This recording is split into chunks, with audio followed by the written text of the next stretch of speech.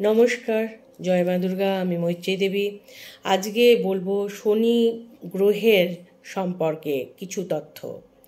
শনির ক্ষেত্র হস্তে মানে হাতে, এটা দেখে কিভাবে বুঝবেন আপনার শনি গ্রহের শুভ প্রভাব আছে বা অশুভ প্রভাব আছে।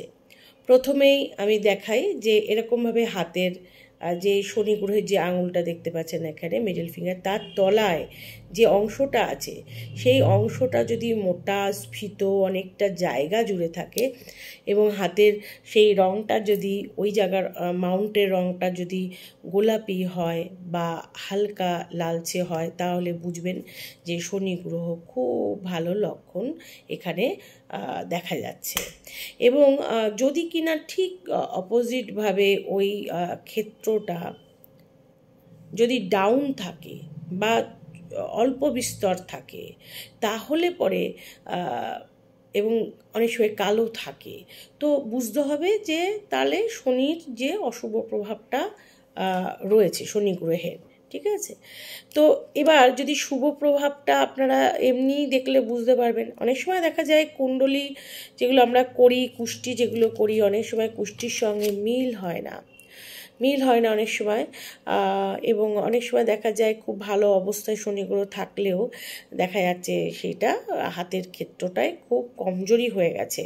তো সেক্ষেত্রে বুঝতে হবে যে সে ভালো ভাগ্য নিয়ে জন্মালেও কিন্তু তার কর্মের প্রভাবটা তার হাতের পরে যেহেতু পড়ে, তো কর্মের এবং আমাদের চিন্তাভাবনার উপরে নির্ভর করে কতটা প্রভাব পড়বে।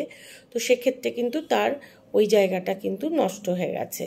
তো সেটা কিন্তু সে তার নিজের কর্ম দিয়ে বা বিভিন্ন রকমের ভালো কাজকর্ম করে এবং উপাসনা আধ্যাত্মিকতার মাধ্যমে কিন্তু সে আবার উন্নত করতে পারে। এবার আমি আসবো যে এরকমভাবে যদি কারো হাতে দেখেন যে শনি গ্রহের এই অংশটা বেশ চওড়া বা স্ফীত, অনেকটা জায়গা প্রশস্ত এবং রঙটাও খুব সুন্দর, হালকা গোলাপি ভাব আছে, হালকা লাল ছটা আছে, তাহলে বুঝতে হবে যে এদের মধ্যে অত্যাধিকভাবে শনি গ্রহের প্রভাব আছে। এবং শনি গ্রহের প্রভাবে যেটা মানুষ একটা ভাবে যে নেগেটিভ, না, এই ব্যাপারটা কিন্তু নেই। আমি প্রথমে বলে রাখি, শনি গ্রহ কিন্তু মানুষকে শিক্ষা দেয়।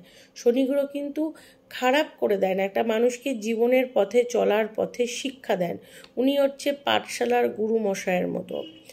তো উনি হয়তো বেত্রাঘাত করতে পারে, কিন্তু আপনার ভালোর জন্য, আপনাকে শেখানোর জন্য, জীবন থেকে অনেক কিছু ভালো কিছু বোঝানোর জন্য, এই জন্য উনি বারবার আপনার সামনে দাঁড়িয়ে যান যাতে আপনার মঙ্গল হয়।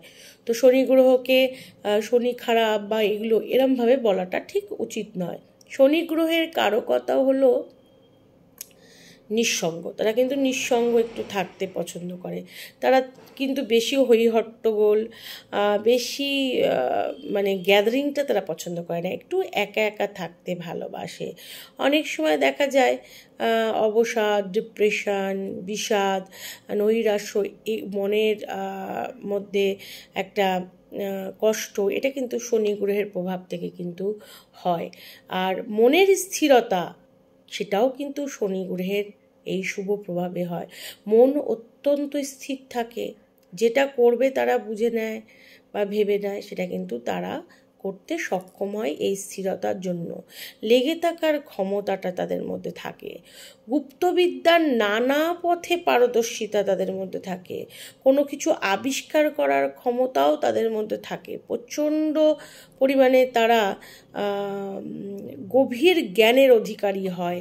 জ্যোতিষ, অধিভৌতিক ব্যাপারে তাদের একটা দক্ষতা থাকে এবং যোগীর মতো জীবন কাটানোর ইচ্ছা তাদের মধ্যে থাকে।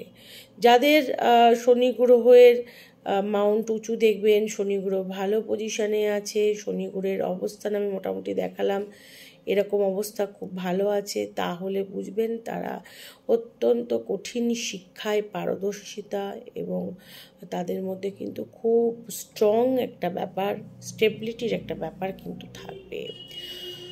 করতলের মধ্যে যে উচ্চ প্রশস্ত শুভ শনি কিন্তু মানুষকে ভাগ্যবান করে, জ্ঞানী করে, ধনী করে। হঠাৎ করে অনেক অর্থ লাভ তারা লাভ করতে পারে। তবে প্রকৃত উচ্চস্থ শনি খুব কম দেখতে পাওয়া যায়। প্রকৃত যে উচ্চস্থ শনি সেটা কিন্তু খুব কম দেখতে পাওয়া যায়। এদের বিচার শক্তি, সহনশীলতা, গভীর জ্ঞান লাভ, একদম স্পৃহা, জানার স্পৃহা অত্যন্ত বেশি থাকে। সব কিছু খুব গভীরভাবে তারা জানতে চায় বা জানতে পারেও। মনে ধর্মভাব প্রবল হয়, তারা কোনো অনৈতিক কাজ একদমই পছন্দ করে না। এবং ত্যাগের মনোভাব, মনে ধর্মভাব প্রবল থাকে, ত্যাগের মনোভাব, ত্যাগী ভাব, কঠোর সাধনা, কিচ্ছ সাধনা তাদের মধ্যে এরকম একটা ভাব থাকে। এবং মানুষকে তারা প্রচণ্ড কষ্টের মধ্যে পড়লে, কেউ খুব অসুবিধায় পড়লে তারা তাদেরকে সেই জায়গা থেকে তুলতে চায়। তার পিছনে কেউ না দাঁড়ালেও সে কিন্তু দাঁড়িয়ে যায় তার মঙ্গলের জন্য। শনির ক্ষেত্রে প্রকৃত শুভ হলে মানুষ বিশাল সম্পদ লাভ করতে পারে এবং রাজার মতো সম্রাট তুল্য সম্মান শুধু নয়, সে একাধিক লোককে কন্ট্রোল করতে পারে, একই সঙ্গে একাধিক মানুষকে সে উঠাতে পারে, সে ভালো জায়গায় নিয়ে যেতে পারে, প্রতিপত্তি লাভ করতে পারে এবং তার মধ্যে ভোগীর থেকে ত্যাগের তারা জীবন কাটাতে খুব ভালোবাসে। নানা রকম রহস্যবিদ্যা, ভৌতিক বিদ্যা, তাদের অতিভৌতিক এবং এরা এই রকম ধরনের স্বভাবটা প্রাপ্ত করে। তাদের এই ব্যাপারে প্রচণ্ড কিউরিসিটি থাকে এবং তারা এই ব্যাপারে পারদর্শী হয়। গভীর ভাব থাকে তাদের মধ্যে, প্রচণ্ড ধার্মিক, তারা দার্শনিক এবং ভগবত বিশ্বাসী তারা অত্যন্ত হয়। ভগবানের প্রতি বিশ্বাস, ভগবানের বাণীর প্রতি বিশ্বাস, তার প্রতি আস্থাশীল হয়। বিশ্বের সব কিছুর নিয়ন্তা বিধাতাকে তারা প্রাণ দিয়ে ভালোবাসে। তাদের নীতিগত আদর্শের জন্য তারা নিজের আত্মীয় স্বজনকেও পর্যন্ত ছেড়ে দিতে দ্বিধা করে না। তারা বড় সন্ন্যাসী এবং ধর্মপ্রচারক হতেই পারে, সংসার ত্যাগ করতে পারে এরা জগৎ কল্যাণের জন্য। তা করলে তারা বিখ্যাত যদি সংসার জীবন ত্যাগ করে যায় করলেও তারা বিখ্যাত ধার্মিক শ্রেষ্ঠ হতে পারে এবং তাদের নীতি, ন্যায় নীতি এবং ধর্ম প্রচারে মানুষের কল্যাণ সাধন হতে পারে এবং প্রচণ্ড কর্তব্যপরায়ণেরা। দায়িত্ব এবং নীতির জ্ঞান অত্যন্ত থাকে, প্রচুর থাকে। খুব কম সংখ্যক লোক এরকম হয় এবং তাদের মনের মধ্যে অপরের জন্য কষ্ট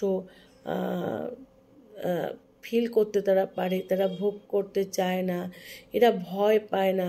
অপরের জন্য কষ্ট যদি তাকে স্বীকার করতে হয়, অপরের জন্য যদি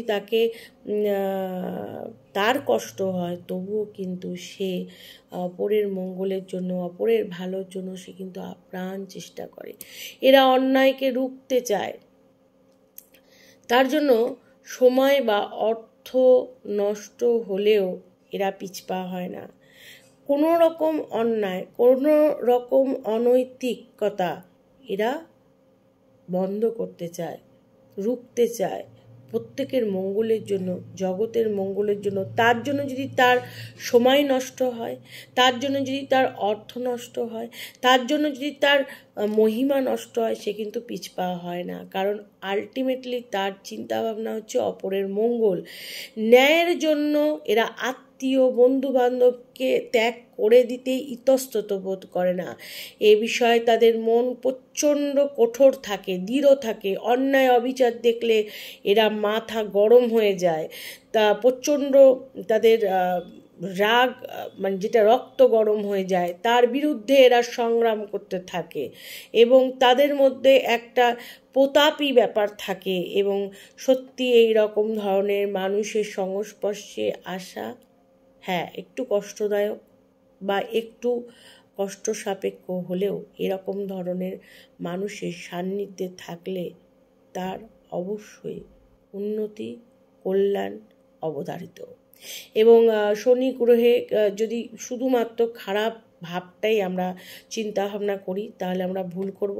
শনি গ্রহের আমাদের পাঠশালার গুরুমশাইয়ের মতো বেত্রাঘাত করলেও একজন পাঠশালার গুরুমশাই যেমন কখনোই তার ছাত্রদের খারাপ চান না, তাদের ভালো চান, সেই রকম শনি গ্রহ কিন্তু আমাদের জীবনের পথে আমাদের শেখায়।